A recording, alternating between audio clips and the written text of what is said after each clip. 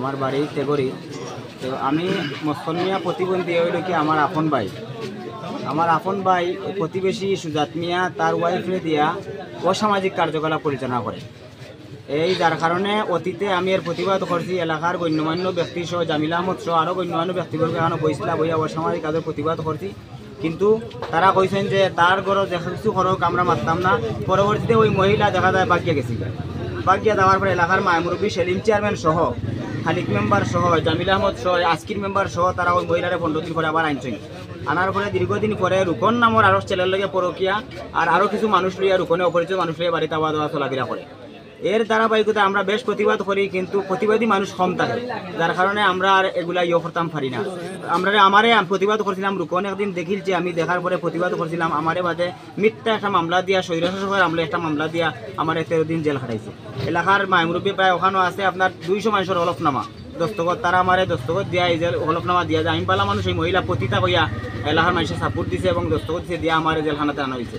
বিগত দিন রাত 11:30টার সময় আমার ভাই মস্কন মিয়া বাজার থেকে যার আর তার ঘরের কুনামুখায় আমার ঘরে যাইতে হয়। ওখান থেকে উঠতেই গিয়ে দেখে যে পার্শ্ববর্তী রুকন মিয়া এবং তার ওয়াইফ অসামাজিক কার্যকলাপে এবারে দেখার মতো না, অমলান পরিবেশে ফাইলেছে গিয়া। পাইয়া আমার বুবা বাইয়ে কিছু আউমাউ করতে করার সাথে সাথে তারা এটারে জব্দ করতে মনে করতে সাক্ষী দিব গিয়া জব্দ করতেই তারা হত্যার চেষ্টা করছে। যার পরে রাখার তার ইয়ের কারণে চিৎকার লাসির কারণে রাখার মানুষ আইসেন আইয়া তারা উদ্ধার করি। আমরা অজ্ঞান অবস্থায় আমার ফয়সল আহমদ, মাসুম আহমদ, নুমান আহমদ, জুনেদ আহমদ সহ এলাকার যুবক জেনারেশনে গাড়ি নিয়ে তারে কয়লা রাজনগর সদর হাসপাতালে নিয়ে দেওয়া হয়েছে, কিন্তু রাজনগরে রাখছে না। কইছে যে যেহেতু তার অন্ডকুশও খুব বেশি আঘাত হয়েছে, লাতি মারিচ্ছে, এখন মুলিবাজার তারা হসপিটালে তারা ভর্তি হইতো না, আমরা মুলিবাজার নিয়ে ভর্তি করছি। মুলিবাজার ভর্তি করার পরে যখন আমরা থানাত মামলাত গেলাম, মামলা করার পরে তদন্ত অফিসারে এই বিষয়টারে ভিন্ন খাতে প্রবাহিত করার লাগিয়ে গুরুস্থানের একটা বিষয় সামনে আনছে।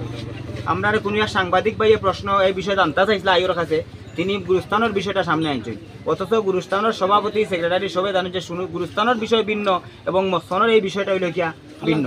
এলাকা মানুষবাসী সবে জানেন এই বিষয়গুলো, গুরুস্থানের বিষয় এটা সমাধান, এই বিষয় আর সামনে নাই। আর এই মামলার যারা আসামি দেওয়া হয়েছে গুরুস্থানের মামলার এরা কেউ আসামি নাই। এই হিসাবে আমার দাবি হইল কিয়া এবং এলাকাবাসীর দাবি হইল কিয়া যাতে প্রতিবন্ধীর এই বিষয়টা যে কোনো কারণে এই যে আইন সংস্থাকারী সংস্থা যাতে ভিন্ন খাতে প্রভাবিত না করে, এই জন্য আমি গণমাধ্যমের কাছে সহ এলাকার গণ্যমান্য ব্যক্তি সব প্রশাসনের আমি দৃষ্টি আকর্ষণ করছি। আমি চাই যে আমার বাইরের সুষ্ঠু বিচার হইতো। কিছু কই না, আমরা যে প্রতিবন্ধী মস্কন মিয়া তারে যে সুজাত মিয়া মারছে, এ দোকান থেকে যাইতে সময় তারা বাদ কাজ করতেছে আর ও রায়তে বনে গেছি আর তার চোখ করে গিয়ে আর ও তারের দিকে তারা মারছে।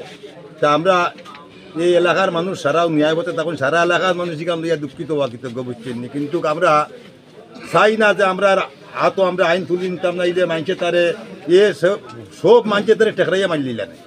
আমরা চাই এখান আইনের আশ্রয় লইছি, আইনে যেখান করে করতো আমরা ও কত তারাম যে অতি তাড়াতাড়ি এই আসামিরে আইনের আতায় না হইতো, সুষ্ঠু বিচার হইতো।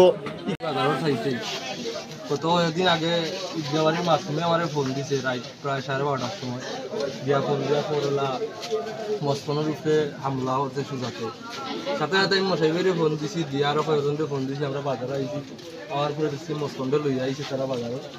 তারা এক গাড়ি দিয়ে লইয়া গেছে, পিছিয়ে দিয়ে আমি, মাসুম, জুনেদ, ফয়সল, শালিবাই ধরি আমরা সব গেছি সদর হাসপাতাল। দিয়া তার চিকিৎসা দিচ্ছি, তার হাঁটু হাত পাত সব দেশে খাল বাহল নাই, সুজাতে তার অত্যাচার করছে বুঝি। পরে আমরা আইছি তার ভর্তি করিয়া সকালে আইছি। আবার পরে আমরা খোঁজখবর লইছি, লইয়া দেখছি যে মাই রয়েছে সুজাতে যে মারছে এটা লইয়া পরকিয়ার যে একটা বিষয় ওটা দেখি সুজাতের বউয়ে পরকিয়া করে এটা মস্কনে দেখছে, দেখিয়া এত বুবা মানুষ চিল্লা আরম্ভ করছে। এটার লেগে সুজাতে অতর্কিত হামলা করছে। অতর্কিত হামলা করার পরে তারা চালান বিক্রি করছে 5 দিন। সম্ভবত লইয়া গেলা এই সময় কয়টা বাজে? এই সময় রাত সম্ভবত 1টা 12:30 একটা হয়ে কিন্তু সিএনজি দিয়ে লইয়া গেছে। সিএনজি দিয়ে গেছে, আমরা 2 সিএনজি গেছি সকাল 4টার সময়। তোমার নাম কি তা কইলে? আমার নাম নুমান, আমার বাড়ি বাজারও সাইডে। বাইরেতে কোনো মহিলা আনে কি? বাইরে কোনো মহিলা, তার নিজের মহিলা আর আশপাশের কিছু মানুষ যায়।